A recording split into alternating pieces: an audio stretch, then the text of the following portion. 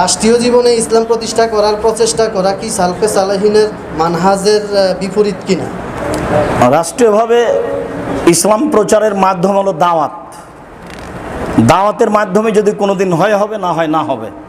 নির্বাচনের মাধ্যমে নয় এবং কোনো কৌশলের মাধ্যমে নয়।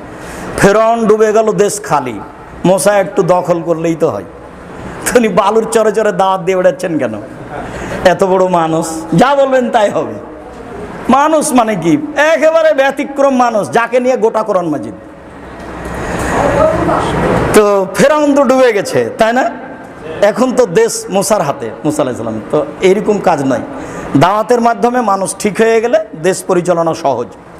আর দাওয়াত ছাড়াই যদি আপনি নেতা হতে যান, পরের দিনে উল্টিয়ে দিবে মানুষ, চেয়ার টেনে নেবে, উল্টে পড়ে যাবে, খুব বিপদ। এরকম কাজ করতে যেতে হবে না। দাওয়াত দিতে থাকেন, হয় হবে, না হয় না হবে। সবই নবী চলে গেছে, দুই একজন ব্যতীত, আপনার অত সমস্যা কিসের? বাস আকীদা ও আদর্শ দাওয়াত। জি।